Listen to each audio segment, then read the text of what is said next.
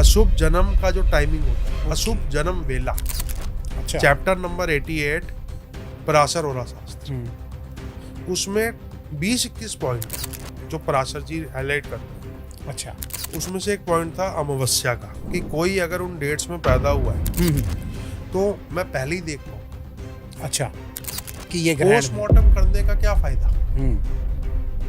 मैं ये कभी नहीं बोलूंगा कि मेरे पास आने से आपकी एक चांस भी एक्स्ट्रा हो सकता। मैं इधर डर का भी नहीं, यानी जो होना है सो होना ही है। जो होना है सो होना है, ऑल्टर किया जा सकता है। ओके। अगर मैं मोटा हो गया तो ये कोड को थोड़ा बहुत ऑल्टर कर सकता हूँ, इतना जितना मार्जिन है। तो ये आप आगे जो होने वाला है उसकी भी डेट आपको पता है? हाँ, वो मैं निकाल सकता हूँ। ओके। मेरे पास सारी कैलकुलेशंस है। शुभ का कैसे पता लगता है? वो सब आपको पढ़ने से पता चलेगा। कॉम्बिनेशंस, दूध में नींबू डाल दोगे तो अशुभ हो गया, दूध फट जाएगा। राइट। दूध में हल्दी डाल दोगे तो शुभ हो गया। बहुत ही अलग तरीके के उपाय हैं। मतलब लोग इस वे में नहीं जाते, वो कहीं और ही वे में चले जाते हैं। अच्छा, अभी आपने बताया भगवान को उस अकॉर्डिंग जो है आप पूजो, ये कैसे थोड़ा सा पता रहेगा? देवता को। तो वो कैसे पता रहेगा, थोड़ा सा आप बताइए। कौन से नक्षत्र जो है वो हम पे क्या इफेक्ट डालते हैं, आप थोड़ा सा वो बताइए मुझे शॉर्ट में, कि कौन कौन से नक्षत्र जो है हमारी लाइफ पे क्या इफेक्ट डाल सकते हैं। मान लो कोई आता है आपके पास, कहता है कि मनी की प्रॉब्लम है, पैसा नहीं आ रहा, सर कुछ करो, रेमेडीज बताओ, क्या रेमेडी? जो भी उसकी महादशा अंतरदशा चलेगी, अच्छा, उसकी रेमेडीज दूंगा, वो चपन मोक्ष से प्रसन्न हो जाएंगे। यमराज नहीं होते, यमराज को कैसे प्रसन्न होंगे? जी, हर चीज का मतलब फायदा भी और नुकसान भी है। कि आप चीफ मिनिस्टर होकर जेल में नहीं जा सकते। बिल्कुल। तो एक अच्छी एस्ट्रोलॉजर का हमें पता कैसे लगे सर? हम तो भाई अगर अब देख रहे हैं कोई एस्ट्रोलॉजर है, हम उनसे अपनी समस्याओं का डिस्कशन कर रहे हैं। आज का पॉडकास्ट सबसे अलग, सबसे इंटरेस्टिंग है, क्योंकि आज के हमारे पॉडकास्ट में आए हैं राजन खिल्लन सर। जी हाँ, वो एक बहुत ही कम उम्र में एक बहुत अच्छे एस्ट्रोलॉजर के रूप में मैंने उनका आज ज्ञान को देखा है, समझा है। जी हाँ, उनके सिर्फ 3 ऐसे उपाय हैं जो कि आपकी जिंदगी को बिल्कुल बदल सकते हैं। इसके अंदर कुछ ऐसी तारीखें बताई गई है जिनको आप लोग नोट कर लीजिए, और उन तारीख में अगर आप पैदा हुए तो अलर्ट हो जाइए, और उसका क्या सॉल्यूशन है वो भी सब इस पॉडकास्ट के अंदर बताया जा रहा है। तो वीडियो से अभी से जुड़ जाइए, लाइक कमेंट शेयर, चैनल को सब्सक्राइब करना भूलिएगा मत। और हाँ, हर बार की तरह नोटिफिकेशन का बेल जरूर ऑन कर लीजिएगा, ताकि ऐसे interesting the Vikas podcast show के एपिसोड आप लोगों से मिस ना हो जाए। और हाँ, सब्सक्राइब जरूर कर लीजिए, क्योंकि आप पॉडकास्ट बहुत लोग देखते हैं पर सब्सक्राइब बहुत ही कम लोग करते हैं। तो जल्द से जल्द सब्सक्राइब कर लीजिए, और चलिए स्टार्ट करते हैं आज का इंटरेस्टिंग एपिसोड।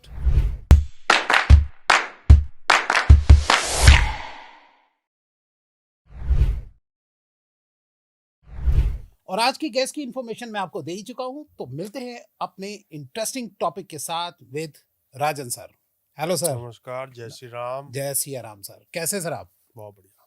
और आज के जो हमारे नए दर्शक हैं, और वो आज आपको जिन्होंने पहली बार देखा है, वैसे तो खैर आप काफी सारे पॉडकास्ट में आते रहते हैं, बट जो हमारे आज के नए दर्शक है जो आपसे फर्स्ट टाइम मिल रहे हैं, उनको थोड़ा अपने बारे में इन्फॉर्मेशन दीजिए। मैं राजन खिल्लन हूँ। आई am not a celebrity astrologer. मैं पराशर और शास्त्र, जो मेन बुक है एस्ट्रोलॉजी की, उस पर रिसर्च करता हूँ। अच्छा, यू आर नॉट, ये लाइन आपने क्यों बोली सर? क्योंकि सारे सेलिब्रिटी एस्ट्रोलॉजर है ना। अच्छा, I am not a celebrity. You are not a celebrity. If anyone don't want to be celebrity, he can also come to me. Okay, right. ये लाइन मेरे को ज्यादा अच्छी नहीं लगती, तो मैंने नॉट लगा दिया। राइट। तो चलिए सर, आज सबसे इम्पोर्टेंट और अच्छे टॉपिक के बारे में हम बात करते हैं। फर्स्ट टाइम हमारे पॉडकास्ट के अंदर ये बात होने वाली है नक्षत्रों के बारे में। ये नक्षत्र क्या होते हैं सर, और इनका क्या इम्पैक्ट पड़ता है हमारे ऊपर, इन नक्षत्रों का आप थोड़ा बताइए इसके बारे में। राशि तो पता है ना क्या जी होती है? जी। एक राशि होती है मेष राशि, जिसको एरीज बोलते हैं। वृष राशि को टॉरस बोलते हैं। राइट। एरीज से लेकर मीन तक, मीन माने पाइसेस तक 12 राशियां। 12 राशियों में पूरा ब्रह्मांड है। ओके। पूरा ब्रह्मांड 12 राशियों में चल रहा है हमारा। ये 12 राशियों में 27 नक्षत्र है। 12 राशियों को 27 नक्षत्रों ने बनाया है। अच्छा। 12 राशियों को 27 नक्षत्रों के 108 चरणों ने बनाया है। एक नक्षत्र के 4 चरण होते हैं, 4 पार्ट्स होते हैं। अच्छा। एक पार्ट होता है 3 डिग्री 20 मिनट का। 3 डिग्री 20 मिनट को अगर आप 9 से कैलकुलेट करोगे तो आएगा 30 डिग्री। ओके। तो जो 9 चरण है वो एक राशि बनाते हैं। अच्छा। 9 चरण हम्म। एक राशि बनाते हैं और 9 चरण में 2.25 नक्षत्र आएंगे। अच्छा। तो एक राशि में 2.25 नक्षत्र आ गए। ओके। तो 2 राशि में कितने आए? 4.5। 4 राशियों में 18 9 के। 9 4.5 का डबल हो गया ना। ओके, ठीक है, ठीक है। 4 राशियों में 9 नक्षत्र हुए। हम्म। 12 राशियों में 9 या 27। 27 नक्षत्र। अच्छा, तो ये नक्षत्र है क्या? मतलब एक वर्ड जो हमने बोला, ये क्या मतलब, ये किस वर्ड से बना? जैसे एक राशि नक्षत्र किस वर्ड से जी बना? जी, ये नक्षत्र क्या है मतलब एक तरीके से? नक्ष 17, इसका मतलब होता है द कंपाउंडिंग ऑफ स्टार्स। इसको इंग्लिश में बोलते हैं लूनर मैंशन ओके। या लूनर स्टेशन। हम्म। मैंशन का मतलब होता है घर और स्टेशन का मतलब होता है जहाँ गाड़ी रुकती है। ओके। रेलवे, बस डिपो हो गया, ऐसे लूनर स्टेशन बोलते हैं उसको। मून हमारा एक ग्रह है।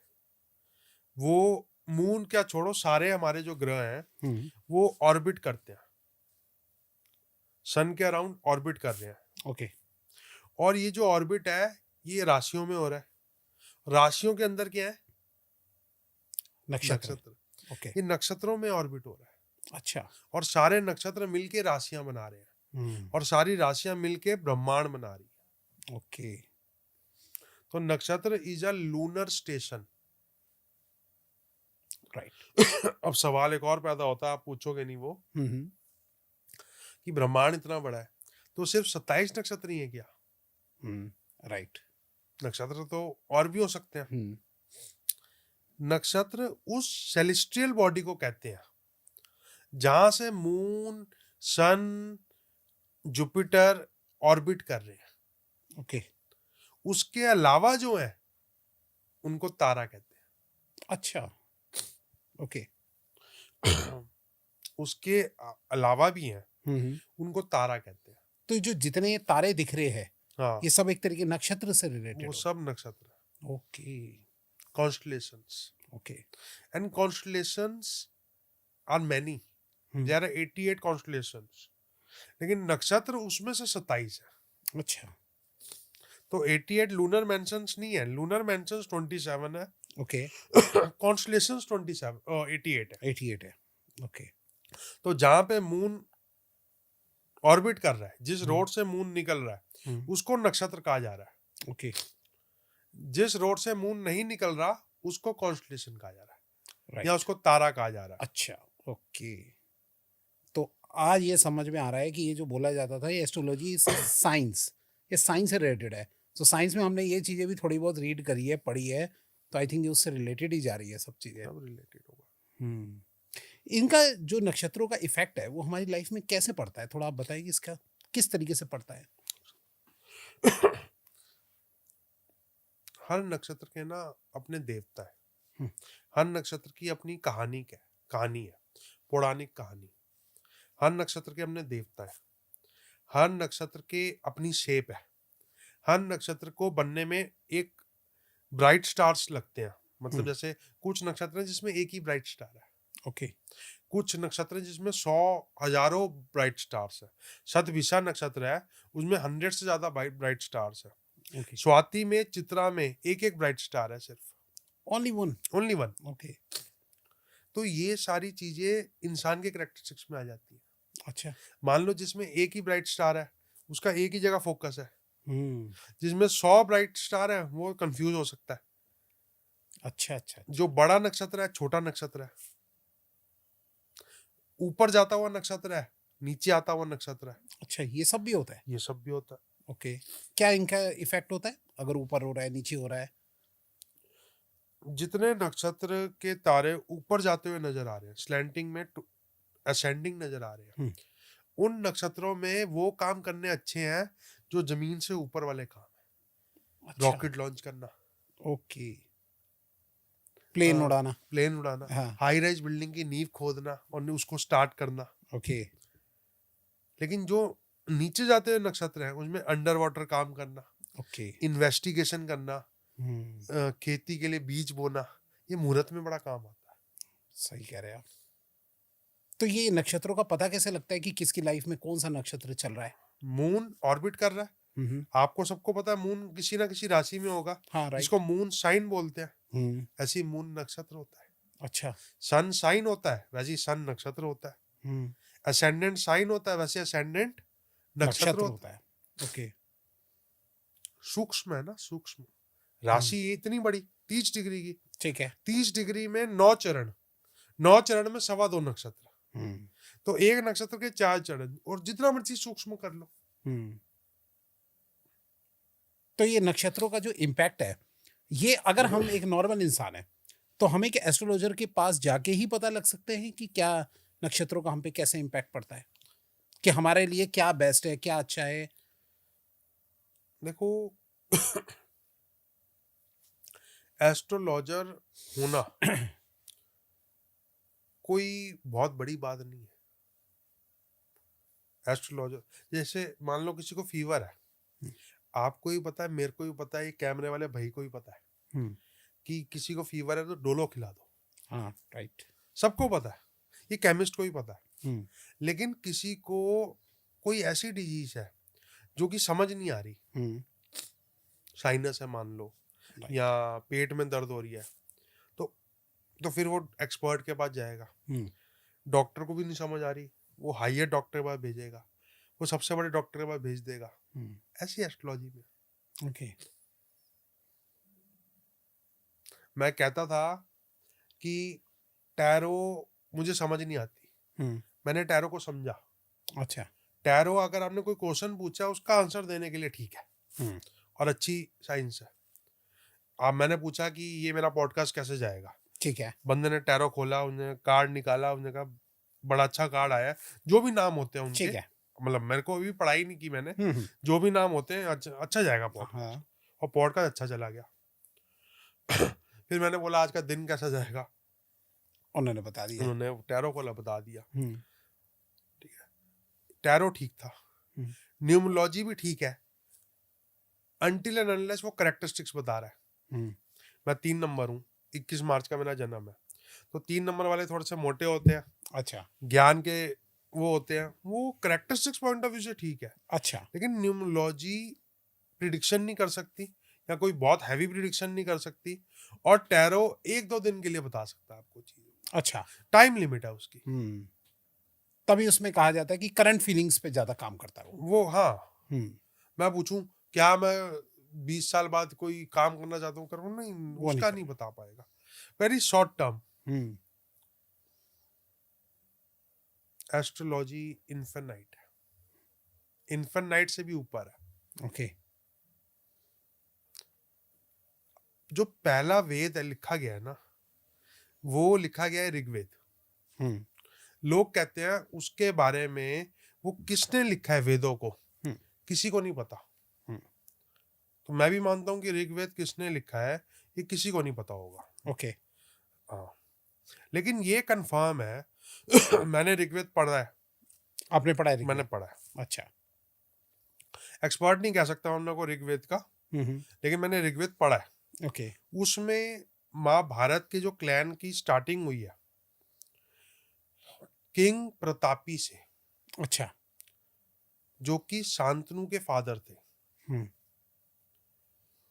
तो उनका नाम आ गया ऋग्वेद में, किंग प्रतापी, शांतनु के फादर। ओके। शांतनु का नाम आ गया, और देवापी का नाम आ गया जो शांतनु का बड़ा भाई था। अच्छा। और शांतनु से ही कौरव और पांडव का वन स्टार्ट हुआ है, शांतनु से ही वो वन स्टार्ट हुआ है। ठीक है। तो शांतनु का जब नाम ऋग्वेद में आ गया तो एस्ट्रोलॉजी का जो पहला ग्रंथ है, एस्ट्रोलॉजी तो हमारे वेद और हमारी जो नॉलेज होती थी वो पहले वर्बली एक दूसरे को दी जाती थी श्लोक के फॉर्म में। जैसे माता रानी की पूजा करनी है, तो ऐसे नहीं बोला जाता था हम्म। कि उसको कहीं वो नहीं लिखा था। जैसे एक मंत्र है, जयंती मंगला काली हम्म। भद्र काली कृपालिनी ओके दुर्गा समा शिवा धात्री स्वा स्वा नमस्तुते। ओके तो ऐसे करके बहुत सारे वर्सेस चैंट कर करके आगे पास ऑन किए जाते थे। हम्म। लेकिन वेद व्यास, जिनका असली नाम था कृष्ण द्वापयन, अच्छा वेद व्यास जी जिनका असली नाम था कृष्ण द्वापयन, वेद जी। व्यास उपाधि थी। ओके अच्छा वेद व्यास उपाधि थी क्योंकि सारे वेदों को कंपाइल करने में किसका हाथ था? वेद व्यास का। हम्म। ऋग्वेद को ऋग्वेद बनाना, यजुर्वेद को यजुर्वेद बनाना, सामवेद को सामवेद बनाना, अथर्ववेद को अथर्ववेद बनाना किसने बनाया? वेद व्यास ने। वेद व्यास राइट।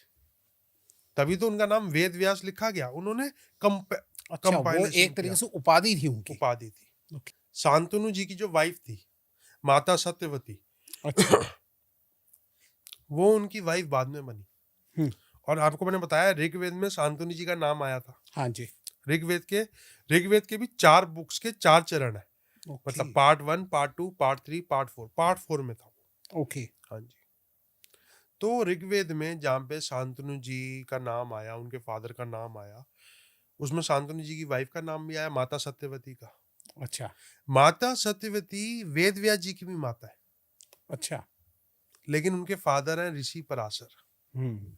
उनके फादर हैं ऋषि ऋषि पराशर। पराशर ओके तो उनको कहते थे, she was the daughter of fisherman, मत्स्य कन्या, जो यमुना में यमुनोत्री से जो यमुना निकलती है, यमुना में एक जगह से दूसरी जगह बोट की सर्विस प्रोवाइड करते थे। अच्छा उनकी वो वाली लीनेज थी उस टाइम पे। ओके तो पराशर जी को उनसे प्यार हो गया, या उनको पराशर जी से प्यार हो गया। दे हैव अ सन जिसका नाम था कृष्ण द्वापयन। अच्छा द्वापयन का मतलब होता है जो नदी के किनारे पैदा हुआ है, अच्छा और कृष्ण मतलब जो डार्क कॉम्प्लेक्शन है।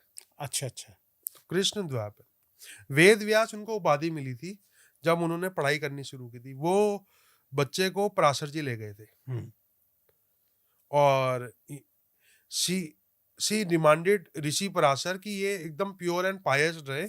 आफ्टर दैट वो उनको मिल गया था आशीर्वाद। अच्छा हाँ, उसके बाद जब आप ये देखो कि सारे वेदों को कंपाइल करने वाला वेद व्यास है, और पहला शास्त्र एस्ट्रोलॉजी में रिटन टेक्स्ट देने वाले ऋषि पराशर है, ओके तो ऋग्वेद लिखने वाला कौन हो सकता है? एक्चुअल में किसी को पता नहीं है ऋग्वेद किसने लिखा है, अच्छा लेकिन क्या वो पराशर जी हो सकते हैं? क्योंकि वेद व्यास को जो भी ज्ञान मिला पराशर जी से मिला। बिल्कुल उनके गॉड फादर भी वही थे, उनके फादर भी वही थे। आई एम नॉट सेइंग कि ये सारे वेद पराशर जी ने कंपाइल किए हैं या लिखे हैं, मैं कह रहा हूं उनका हाथ है। अच्छा कितना हाथ है ये नहीं कह सकता, ये नहीं पता। लेकिन पराशर होरा शास्त्र तो पराशर जी ने लिखी है। और इसका नाम बृहद पराशर होरा शास्त्र नहीं था, इसका नाम था होरा शास्त्र। होरा शास्त्र होरा शास्त्र ओके ये जब पराशर, ये तो आगे लीनेज बढ़ती गई, तो किसने लिखी? पराशर जी ने लिखी। तो ऋषि पराशर ने बृहद पराशर होरा शास्त्र लिखी। अच्छा होरा का मतलब होता है टाइम वैल्यू, ओके शास्त्र का मतलब होता है जो हमारे ग्रंथ है। ग्रंथ है और तो ये एस्ट्रोलॉजी का पहला ग्रंथ है पराशर होरा शास्त्र, जो कि कंपाइल्ड है, ओके जो कि कंपाइल्ड है। तो ये तो मैंने आपको एक हिस्ट्री बता दी कि एस्ट्रोलॉजी की शुरुआत कहाँ से हुई, ठीक है या एस्ट्रोलॉजी की उससे शुरुआत। ठीक है वही होरा शास्त्र में मैं स्टडी करता हूँ। तो सर ये जो आप बता रहे हैं कि ये बनाई गई है एक तरीके से, तो जो इसमें उपाय बताए जा रहे होंगे या कुछ भी होगा, तो वो भी अपनी तरफ से कुछ बनाए हुए होंगे, मतलब कोई एक साइंटिफिकली प्रूफ किस तरीके से है वो? उपाय तो 3 ही है। अच्छा कौन से? मंत्र, जैसे आप किसी नक्षत्र में पैदा हुए, वो नक्षत्र आपके लिए बुरा है, अच्छा या वो नक्षत्र की पोजीशनिंग ऐसी है कि वो आपको अच्छे इफेक्ट नहीं देगा, तो उस नक्षत्र के देवता, अच्छा उनकी पूजा करो। दान दान करना है दान करना, और उपवास, अच्छा, फास्टिंग। फास्ट, बस ये 3 ही उपाय है। हाँ, ओके। लेकिन मैं गया न्यूमरोलॉजिस्ट के पास, हाँ, मैं गया टैरो रीडर के पास, वो अपना काम तो कर ही रहे हैं, राइट, लेकिन वो उपाय भी देते हैं। न्यूमरोलॉजिस्ट कहता है कि आपकी डेट ऑफ बर्थ में 6 नहीं है। ठीक है। अच्छा, मैं क्यूरियस हूँ, मैं पढ़ाई करने के लिए क्यूरियस हूँ। हम्म, अब कहता है आपकी डेट ऑफ बर्थ में 6 नहीं है, 6 मिसिंग है, ओके, 8 मिसिंग है। मैं ठीक है। वो कहता आप एक अच्छी सी ना ब्रांडेड सी घड़ी ले लो, ये डायल का कलर ले लो, ये ले लो, ये वो ले लो, आपका 6 की पूर्ति कर देगा। ओके, मैं कहा चलो, मैं जो ना ले पाए। हाँ, फिर? जब मैं न्यूमरोलॉजी गया तब तक मैं अफोर्ड कर सकता था, अच्छा, लेकिन उससे पहले मैं अफोर्ड नहीं कर सकता था। ऐसा पीरियड भी तो होता है, वो क्या बिल्कुल, करे। बिल्कुल, तो वो टेक्निकली घड़ी लेने को नहीं कह रहा था, वो अपने आप को वेल मेंटेन करने को कह रहा था। हाँ, वो महंगे कपड़े पहनो, अच्छे परफ्यूम्स लो, वो लग्जरी, लग्जरी लो, तो आपका शुक्र इनहेंस होगा। ओके, ठीक है। तो लेकिन मैं घड़ी पे फोकस किया, अच्छा, डायल पे फोकस किया। वो कह रहा है आप इसी बंदे से घड़ी लो। अच्छा, हाँ, उनने कहा आप एक डायमंड की रिंग पहन लो। हम्म, अब तो एक्चुअल में ये जो चाइनीज न्यूमरोलॉजी है ना, हम्म, जिसमें लूसो ग्रिड वगैरह करते हैं, हाँ, और जो अमेरिकन है उसमें पाइथागोरस करते हैं, हम्म, ये 100% इंडियन नहीं है। अच्छा, आप ये देखो, चाइनीज न्यूमरोलॉजी कर रहे हो, इंडियन देवताओं के उपाय दे रहे हो, आपका 9 मिसिंग है, आप हनुमान चालीसा पढ़ो। राइट, कहाँ पे 9 मिसिंग है? लोसू ग्रिड में।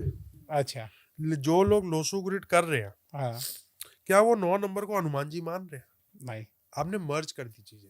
ओके, ये सही है गलत है मैं नहीं जानता, लेकिन मैं आपको उसकी बात बता रहा हूँ। ओके, लोसू ग्रिड जो करता है वो चाइनीज न्यूमरोलॉजी है, जो पाइथागोरस करता है वो अमेरिकन या कबाला, वहां से ओरिजिनेट हुई है। बिल्कुल, न्यूमरोलॉजी तो इंडियन भी है, वो कोई वैदिक न्यूमरोलॉजी भी है, लेकिन कोई भी चीज वैदिक है ना, उसमें उसके पीछे आपके पास ग्रंथ होना चाहिए, टेक्स्ट का सपोर्ट होना चाहिए। अच्छा, अगर आपके पास टेक्स्ट का सपोर्ट नहीं है, जैसे मैं प्राउडली बोलता हूँ कि मेरे को पराशर होरा शास्त्र डॉक्टर सुरेश चंद्र मिश्रा ने सिखाई है। अच्छा, उन्होंने सिखाई उन्होंने आपको? सिखाई जी, और वहां तक मुझे पहुंचाया जस्टिस एस एन कपूर ने, अच्छा, कि मैं कंसल्टेंसी लेने गया, रिटायर्ड जज थे दिल्ली हाई कोर्ट के, कहते हो मिश्रा से सीख लो, बहुत बढ़िया। अच्छा, मैं कहा सर आप भी पढ़ाते हो? The best. अच्छा, उन्होंने खुद ही आपको किया कंसल्ट? ओके, तो I was lucky in terms of my guru and who taught me this Parashar Hora शास्त्र।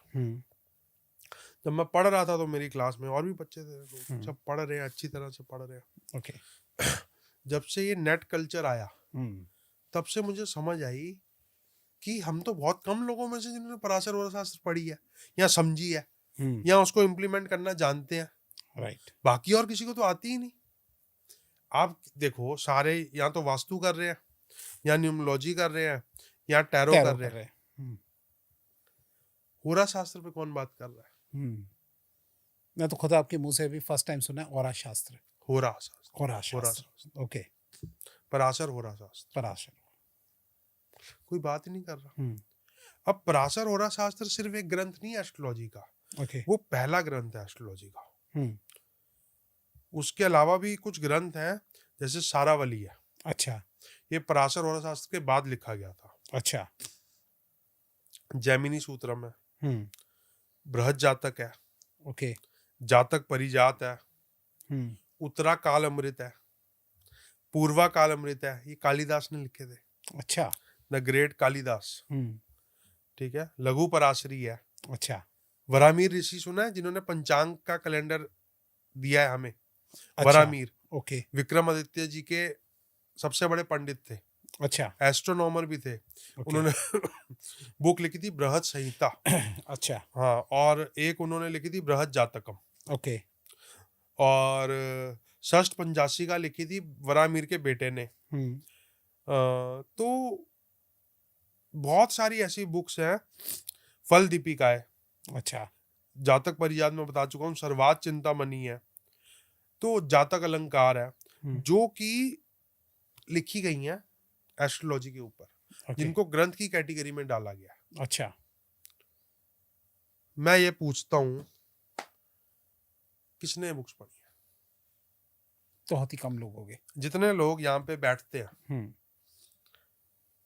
मैंने सारी नहीं पढ़ी, मैं खुला कह रहा हूँ, मैंने सारी नहीं पढ़ी। मैंने नाम भी पढ़ के दो देख चार के। जो मैंने पढ़ी हुई है उनको छोड़ के बाकियों के नाम मैंने पढ़ के लिए। अच्छा। मैं कह रहा हूँ किसने पढ़ी है सारी बुक्स? हम्म। प्रसन्न मार गया, किसी ने नहीं पढ़ी। तो एक अच्छी एस्ट्रोलॉजर का हमें पता कैसे लगे सर? हम तो भाई अगर हम देख रहे कोई एस्ट्रोलॉजर है, हम उनसे अपनी मैं समस्याओं का अपनी डिस्कशन जिंदगी कर में रहे 100 से ज्यादा एस्ट्रोलॉजर के पास जा चुका हूँ। हैं। तब जाके मुझे समझ आई पराशर, मुझे भी क्या पता था यार, मैं पंजाबी आदमी, मैं रिलैक्स कर रहा हूँ, एंजॉय कर रहा हूँ लाइफ को, ओके। मेरे को पता ही कुछ नहीं पता था। हम्म। जब अपने पे आई, जब फेलियर हुआ बिजनेस में, ओके। तो हमारे सर कहते हैं राम को भगवान बनाने में सबसे बड़ा हाथ किसका है? मैं कहा वो तो भगवान ही थे। कहते नहीं, हाँ। कहते भगवान राम जी को भगवान राम बनाने में सबसे बड़ा हाथ रावण का है। हम्म। अगर वो ना होते तो राम जी सिर्फ दशरथ पुत्र दशरथ पुत्र राम राम होते। कहलाते। वो कहते ये जो हो रहा है ना तेरे साथ, जो लॉसेज है, जो तू घूम रहा है, ये तेरे को कुछ ना कुछ बड़ा आदमी बना देगा। अच्छा। वो देखते थे, कहते थे। हम्म। कपूर साहब तो अब रहे ही नहीं, ओके। लेकिन उन्होंने मेरे को एक बार ये भी हिंट दी थी, you can learn astrology, you can teach astrology. अच्छा।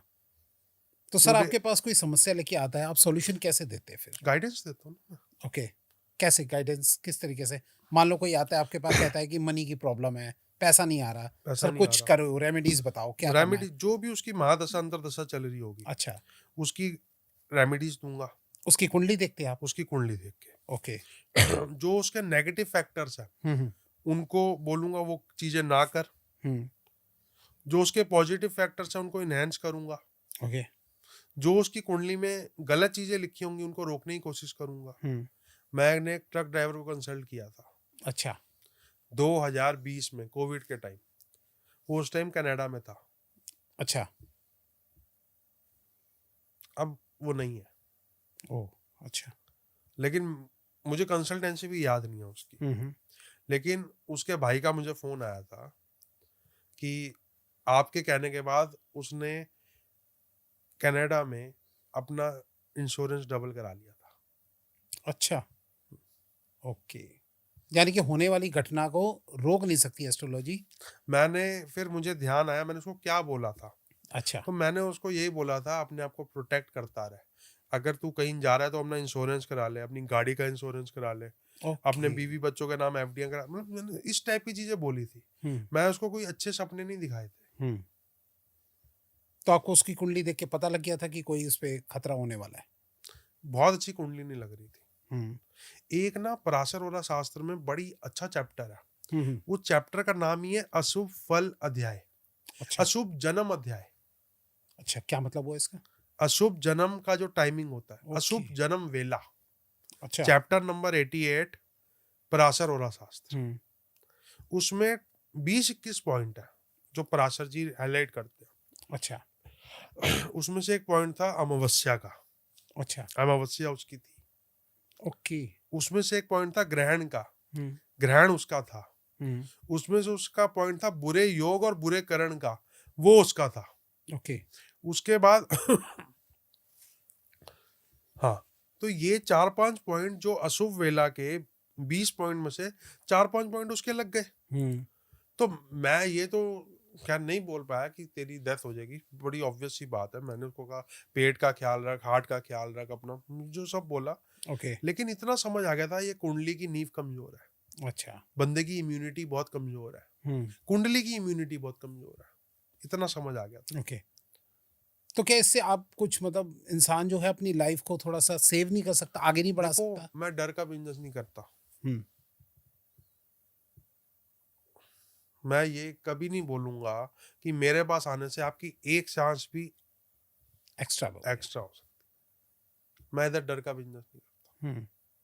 यानी जो होना है सो होना ही है। जो होना है सो होना है, ऑल्टर किया जा सकता है। ओके। अगर मैं मोटा हो गया तो ये कोट को थोड़ा बहुत ऑल्टर कर सकता हूँ, हम्म। इतना जितना मार्जिन है, जी। 2 सेंटीमीटर, 3 सेंटीमीटर। पतला हो गया तो उसको टाइट करा सकता हूँ। बिल्कुल। वो जो ऑल्टर वर्ड मैं कह रहा हूँ ना, जो मॉडिफिकेशन मैं कह रहा हूँ, उसकी लिमिट है, वो बड़ी छोटी लिमिट है उसकी, ओके। वो भी बड़ा काम कर जाती है। ये जो ग्रहण होता है हमारी कुंडली पे, कहते हैं कि ग्रहण पड़ जाएगा हम्म। ये, तो ये मतलब सच में कोई इफेक्ट डालता है भैया हमारी? उसके बाद तो मैंने ग्रहण की डेट्स निकाली अच्छा, और मैंने उन डेट्स को अपने पास लिख लिया कैसे मतलब ग्रहण की डेट्स में क्या? कि कोई अगर उन डेट्स में पैदा हुआ है हम्म। तो मैं पहले ही देख पाऊँ। अच्छा, कि ये ग्रहण है। पोस्टमार्टम करने का क्या फायदा। हम्म। हम्म। अब मैं आपको 87 में ग्रहण की डेट्स बताता हम्म। हूँ। मार्च 29 और सितंबर 23 मार्च 29 और सितंबर। सितंबर 23 1987 में सूर्य ग्रहण आया था। अच्छा। हाँ, ओके। और चंद्र ग्रहण की भी मैं एक बार देख देता हूँ। हम्म। चंद्र ग्रहण आया था अक्टूबर 7 में। अच्छा, तो ये आप आगे जो होने वाला है उसकी भी डेट आपको पता है हाँ ये? हाँ हाँ, वो मैं निकाल सकता हूँ, ओके। मेरे पास सारी कैलकुलेशंस है, इधर समझा नहीं पाऊंगा। हम्म। और एफएमआरईज आती हैं, गूगल बता देगा आपको। हाँ हाँ, ग्रहण कब आना है तो गूगल ही बता देगा। बिल्कुल। लेकिन गूगल जिसको जानना है कि ग्रहण को कैलकुलेट कैसे करना है, हम्म। वो मैं बता दूंगा। राइट। लेकिन ग्रहण की मैंने डेट्स फिर संभाल के रखी, हम्म। मैं इस पॉडकास्ट में लेके आया हम्म। कि वो जो ग्रहण में पैदा हुए थे हम्म। उनका वो अपना इलाज कर ले, अलर्ट हो जाए। ओके। और मैं क्या उनको और कुछ नहीं कर सकता मैं हम्म। उनके लिए, और मैं कुछ नहीं कर सकता। ओके, मतलब इसका कोई सॉल्यूशन नहीं है, कोई परमानेंट सॉल्यूशन नहीं है। कोई परमानेंट सॉल्यूशन नहीं। यानी कि जिनकी भी कुंडली में जो भी ग्रहण में अगर कोई पैदा हुआ है तो उनकी लाइफ को और मनी को, हर चीज को जो है प्रॉब्लम ही रहेगी जिंदगी भर। हम्म। मई 4 1985, अच्छा, ये क्या है? ये वही डेट है जिस दिन वो ट्रक ड्राइवर जी पैदा हुए थे। ओ, अच्छा। अब और उस दिन ग्रहण था? देखो, मैंने अपनी जिंदगी में ना हम्म। 1500-2000 लोगों को कंसल्ट किया। हम्म। 1500 या 2000 लोगों को कंसल्ट किया, अच्छा। जो मेरा एस्टिमेट है। हम्म। उसमें से एक की डेथ हो गई है। अच्छा। और जब उसकी डेथ हुई तो फिर पोस्टमार्टम, एक तो वो वाला पोस्टमार्टम होता है, कुंडली का पोस्टमार्टम होता कुंडली है का पोस्टमार्टम। कि डेथ कैसे हो गई। हम्म। मैं थोड़ा शंकी हूँ मामले में, इस बारे रिसर्चर हो? में रिसर्चर हूँ। हम्म। तो मैंने उसमें पराशर होरा शास्त्र में अशुभ वेला जन्म, अशुभ वेला अध्याय है जन्म, चैप्टर 88, अच्छा। उसमें जितने पॉइंट लिखे थे उसमें से काफी पॉइंट्स उसकी कुंडली में मैच हो रहे थे। अच्छा, जो कि एक गलत था, वो अशुभ थे वो? अशुभ थे। ओके। शुभ का कैसे पता लगता है? वो सब आपको पढ़ने से पता चलेगा। ओके। कॉम्बिनेशंस, दूध में नींबू डाल दोगे तो अशुभ हो गया, दूध फट जाएगा। राइट। दूध में हल्दी डाल दोगे तो शुभ हो गया, हम्म। केसर डाल दोगे तो शुभ हो गया। हम्म। दूध में संतरा डाल दोगे तो अशुभ हो गया, हम्म। दूध में आम डाल दोगे तो शुभ हो गया। बिल्कुल, कॉम्बिनेशन, समझ गए। ये कॉम्बिनेशन समझने के लिए आपको पूरी होरा शास्त्र को पढ़ना पड़ेगा, वैदिक एस्ट्रोलॉजी को पढ़ना पड़ेगा, ओके। भारतीय एस्ट्रोलॉजी को पढ़ना पड़ेगा, समझना पड़ेगा। तो ये जो नक्षत्र है, जैसे अभी हम बात कर रहे थे कि नक्षत्रों का जो अगर ग्रहण वगैरह होता है तो इसका भी इफेक्ट पड़ता है? नक्षत्र, जब जिस दिन ग्रहण होगा उस दिन सूर्य भी किसी नक्षत्र में होगा, चंद्रमा भी किसी नक्षत्र में होगा। अच्छा, इसका क्या मतलब हुआ? हाँ, उसी में किसी भी कहीं नक्षत्र के, कहीं ना कहीं तो होगा। हाँ, पूरी बिल्कुल। पूरी किसी ना किसी राशि में होगा। पूर्णिमा में ग्रहण आता है चंद्रमा का, ओके, और अमावस्या में ग्रहण आता है सूर्य का। और उस चैप्टर 88 में लिखा है अमावस्या भी अच्छी नहीं है, पूर्णिमा भी अच्छी नहीं है। अच्छा। और अगर इनमें ग्रहण आ जाए तो बहुत बुरा है। ठाकुर तो गयो। अच्छा जी। ठाकुर, पहले मैंने अपना चेक किया, भैया मेरा तो नहीं है। आपका क्या था फिर उसमें? नहीं, मेरा नहीं। अच्छा, सही। मैं पूर्णिमा में भी नहीं हूँ, अमावस्या भी नहीं हूँ, ओके। ग्रहण की कैटेगरी में भी नहीं आता। हाँ। जहां मैं अपने आप को बदकिस्मत समझता था, वहां मैंने अपने आप को खुशकिस्मत समझना शुरू कर दिया। सही बात है। एक उपाय बताता हूँ, मैंने कईयों को दिया है। सम 10वीं तिथि वालों को दिया, जो 10वीं तिथि में पैदा होते हैं और भरणी नक्षत्र में पैदा होते हैं। अच्छा 10वीं और भरणी नक्षत्र का कॉम्बिनेशन हो तब भी उपाय देता हूँ, 10वीं तिथि वाले होते हैं तब भी उपाय देता हूँ, सिर्फ भरणी नक्षत्र होता है तब भी उपाय देता हूँ। अच्छा बताइए। उपाय है शमशान घाट में जाके वहां की शिव जी की जो मूर्ति है उसको साफ करो, उस मूर्ति को इनहेंस करने के लिए कुछ कर सकते हो, उसकी ब्यूटी को वो करो, नहीं तो वहां पे बल्ब लगा दो या दिया जला दो और थोड़ी अच्छा। देर वहां पे बैठो, क्योंकि भरणी नक्षत्र और 10वीं तिथि के लॉर्ड है यमराज। अच्छा अब यमराज के मंदिर तो होते नहीं है, लेकिन देवता यमराज है। तो दिमाग चलाता रहा, किसी का 10वीं तिथि है, भरणी नक्षत्र है, तो उसको क्या उपाय दिया जाए। तो 3-4 उपाय समझ में आए। एक उपाय है कि जितनी भी अस्थियां होती हैं जो कोई क्लेम नहीं करता, अच्छा उनको प्रवाहित कर दो। अच्छा उससे क्या फायदा होगा? आपने किसी का मुक्ति कर दी। कोविड के टाइम पे बहुत सारी अस्थियां थी, हाँ, जो कोई पेरेंट्स मर गए, यहाँ पे बच्चे वहां पे कुछ आ नहीं पाए, कुछ जानबूझ के नहीं है, कुछ जानबूझ के नहीं, कोविड की वजह से कुछ जानबूझ के नहीं है। हमारे फादर साहब ने कुछ शमशान घाट से कुछ अस्थियां ली जो फुल हो गए थे वहां पे। अच्छा गढ़गंगा गए, प्रभात कर दी, भगवान का नाम लिया कि जिनकी आत्मा को शांति देना। उसका कुछ फल मिला? फल की कोई डेफिनेशन तो होती नहीं है। अच्छा फल की क्या डेफिनेशन? जिसकी बीवी का नाम ऐश्वर्या राय है वो भी दुखी है। राइट। आज अगर मैं 20 लाख की गाड़ी से आया हूँ, तो मैं ये भी बोल सकता हूँ कि मेरे को 40 की चाहिए। 4 BHK से मैं ये भी बोल सकता हूँ मैं चाहता हूँ मेरा मेंशन हो। बिल्कुल। फिर मेंशन हो जाएगा तो सामने वाले का मेंशन में ज्यादा सुंदर लग रहा है, मेरा उसकी कोई डेफिनेशन नहीं है फल की। सॉल्यूशन क्या है फिर इनका? क्या सॉल्यूशन है? यही तो सॉल्यूशन था कि बंदा बताओ उसी में सेटिस्फाई हो जाए जो है। नहीं, जस्ट अपनी मेहनत करता रहे, मेहनत करता रहे, मोटिवेट होता कर्म अच्छा करता रहे, कर्म अच्छा करता रहे। और कर्म की फिलॉसफी भी आज तक कोई समझ नहीं पाया। अच्छा अभी आपने मुझे बताया, मैं इससे सोच रहा हूँ कि आपने उपाय जो बताए कि मैं इसका उपाय खोज रहा हूँ कि क्या नक्षत्र के लॉर्ड कौन थे? लॉर्ड यमराज। तैत्तिरीय संहिता में लिखा है। हाँ। सूर्य सिद्धांता में लिखा है। राइट। और पराशर वाला शास्त्र में लिखा है। वैदिक नक्षत्र ज्योतिष बुक पढ़ी है, इसमें लिखा है। ओके। अब मैं यमराज को कैसे प्रसन्न करूं? यमराज वो देवता नहीं है जो 56 भोग से प्रसन्न होगा।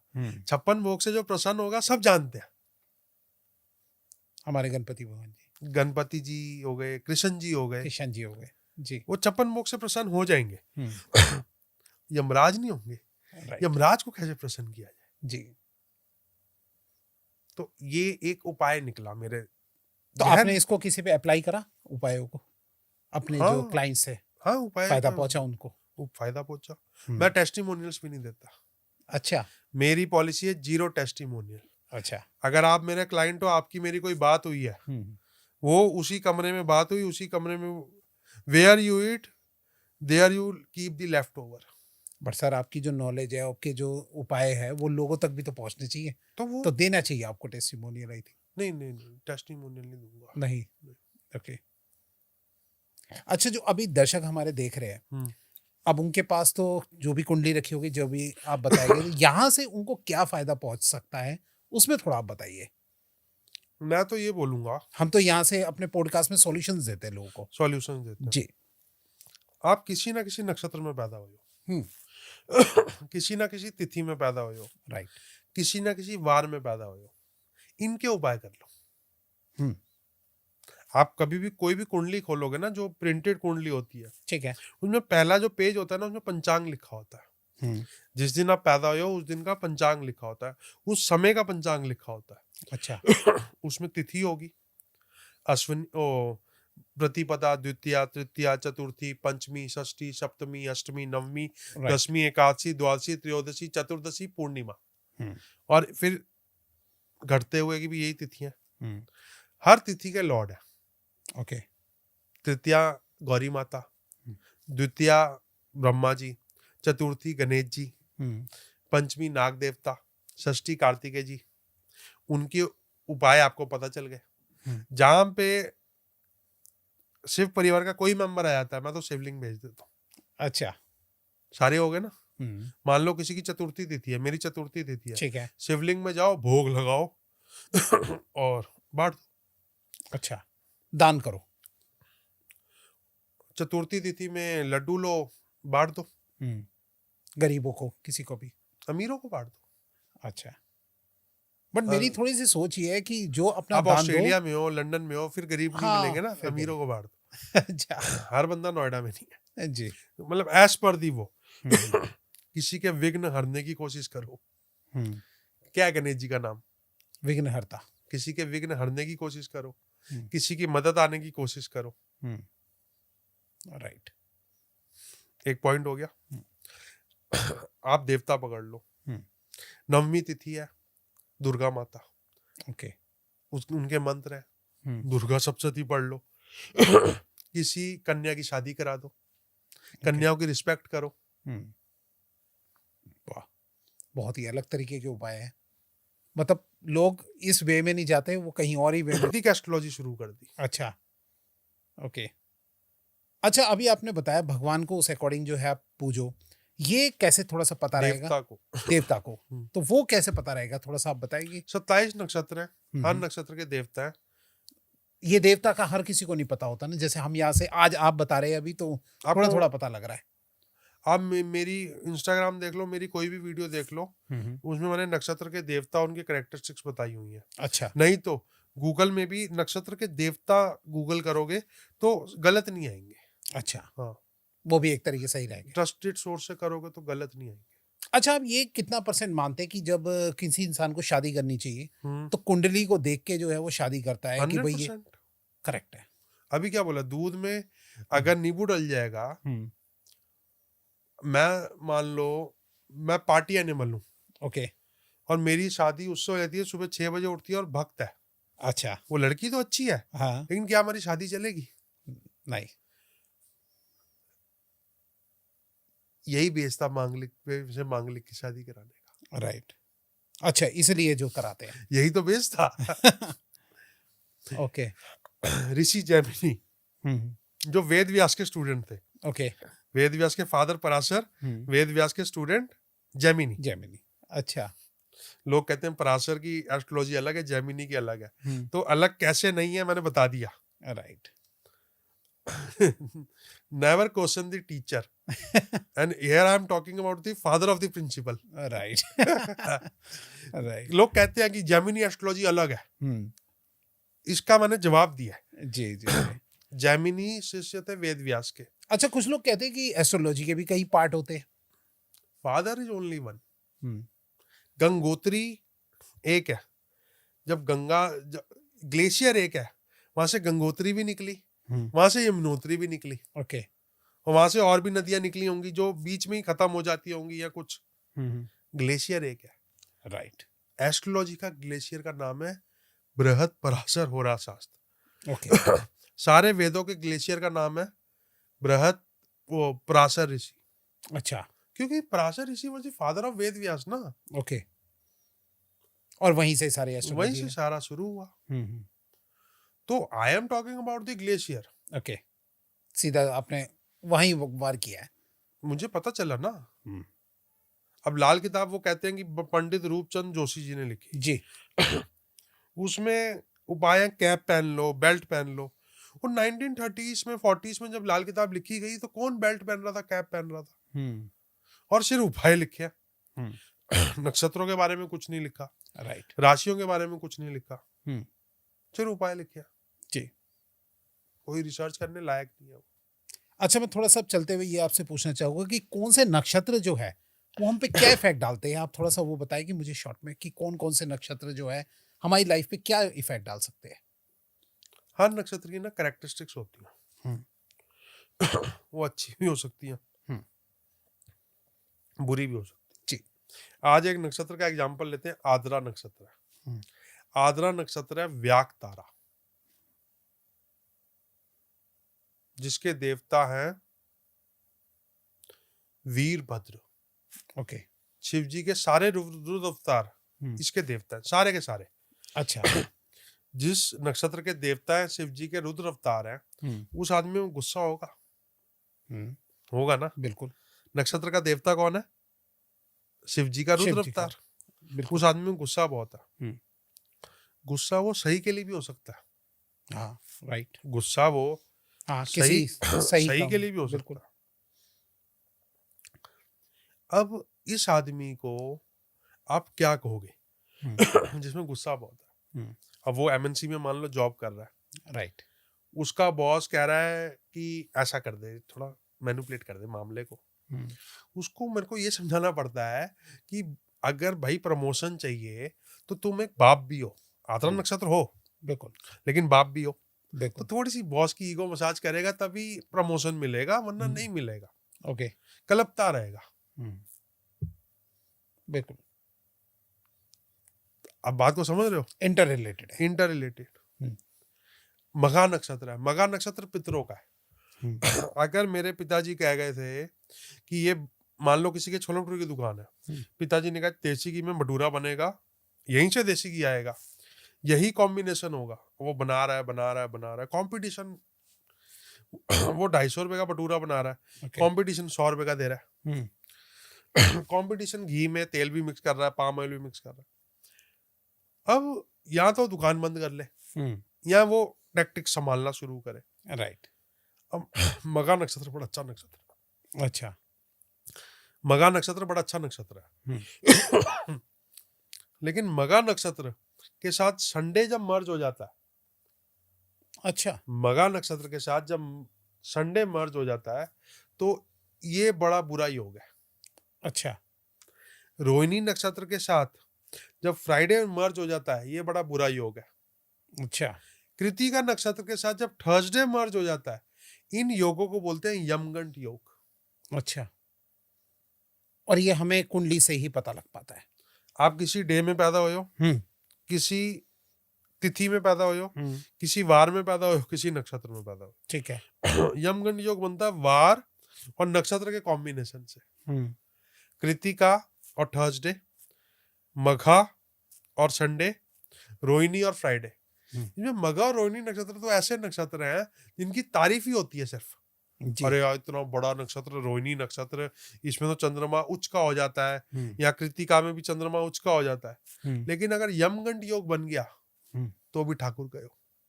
अच्छा, क्योंकि वही अध्याय 88, हाँ, बुरे अशुभ जन्म वेला, ओके। कर लो जो करना है। अब बंदा अपना घमंड में है कि रोहिणी नक्षत्र है, रोहिणी नक्षत्र स्मार्ट होते हैं जी, अच्छा, अच्छे होते हैं, ओके। अट्रैक्टिव होते हैं। क्या आपकी सुंदरता आपकी जान नहीं ले सकती? बिल्कुल। बस। यानी क्या हर आपका चीज, पैसा आपको किडनैप नहीं करवा सकता? बिल्कुल। आजकल देख नहीं रहे कि एक से एक बस जो बस है बस फोन आ जाते हैं। फोन आ जाते हैं, धमकी आ जाती है, हाँ। मेल भी आ जाते हैं। हम्म। जी, तो हमा- हर चीज का मतलब फायदा भी है और नुकसान भी है। बस क्या आप चीफ मिनिस्टर होकर जेल में नहीं जा सकते? बिल्कुल। तो सही बात है। तो मैंने आपको बताया नक्षत्र उसकी कैरेक्टरिस्टिक्स आएगी। लेकिन अगर यमगंड बन गया, ज्वालामुखी योग बन गया, तो उसके नुकसान भी तो होंगे। तो ये एक तरीके से कुंडली दिखा के किसी विशेषज्ञ को तभी जाके हमें जो है वो पता लग पाता विशेषज्ञ है। कौन है, ये ज्यादा जरूरी क्वेश्चन। यही ज्यादा जरूरी क्वेश्चन है। ये कैसे, एक चलते चलते सॉल्यूशन दे दो आप। एक बंदा सामने जाता है सॉल्यूशन लेने, क्या चीज पकड़ ले कि जो पता लग जाए कि ये हमें बेस्ट सॉल्यूशन दे सकता है? उसको पराशर और शास्त्र की नॉलेज होनी चाहिए, वैदिक एस्ट्रोलॉजी आनी चाहिए, और जस्टिस एस एन कपूर से जो पढ़ा है वो विशेषज्ञ हो जाएगा। बट मैं अगर कॉमन मैन हूँ, मुझे नहीं पता है ये जो अब आप नाम ले रहे हैं, ये भी मैंने फर्स्ट टाइम ये अभी सुना है, तो मैं तो सीधा जाऊंगा तो मुझे पता ही नहीं होगा कि ये क्या पूछ रहे हैं। उनकी क्या ऐसी बातें होगी जो मुझे पकड़ ली जाएगी, हाँ ये सही बता रहे हैं?